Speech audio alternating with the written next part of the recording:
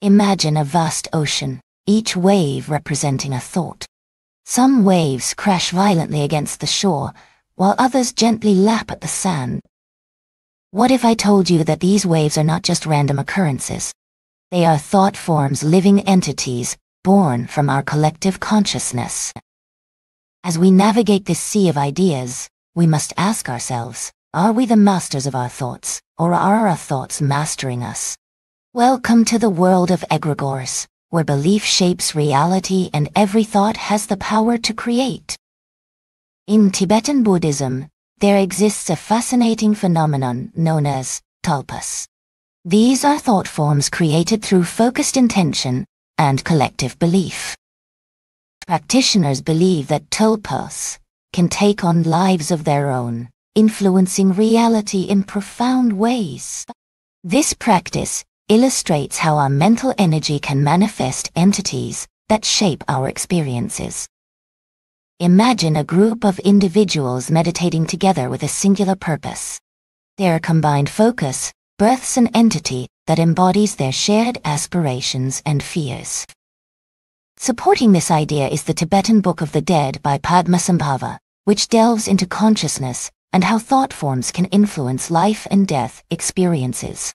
The text serves as a guide for navigating the afterlife, but also emphasizes how deeply intertwined our thoughts are with our existence.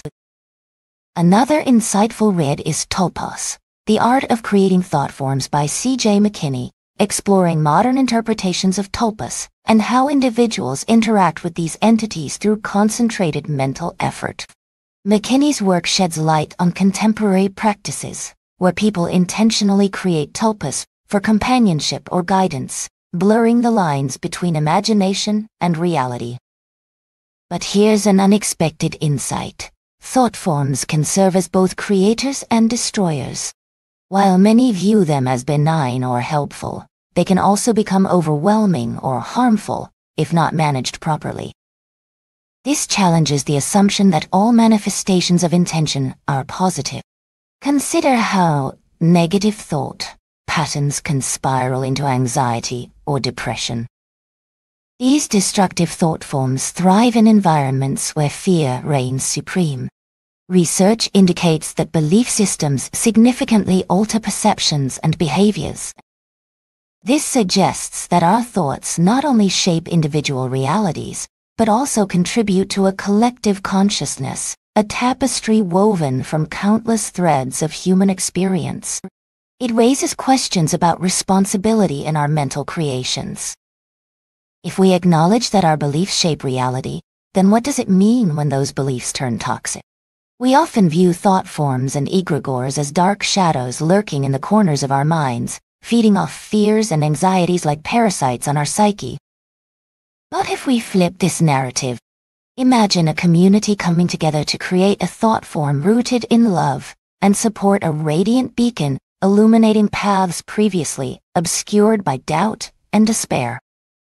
This collective energy could manifest as a powerful force for good, inspiring acts of kindness and fostering unity among diverse groups. Instead of being mere parasites on our psyche, these entities could become beacons of hope.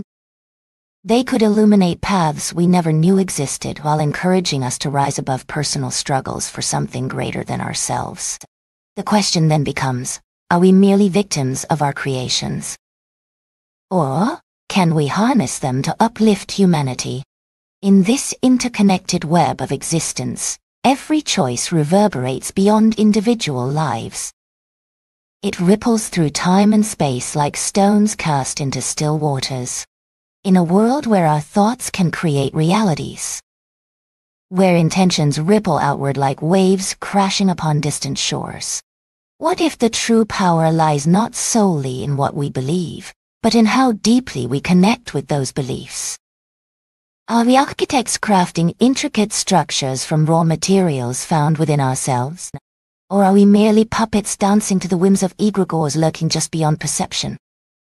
Imagine if every choice you made was influenced by unseen forces, the gentle nudges toward compassion, or the sharp pulls toward anger, shaping your interactions daily. How does that reshape your understanding of freedom, Share your thoughts below because your voice matters in this grand conversation about existence itself.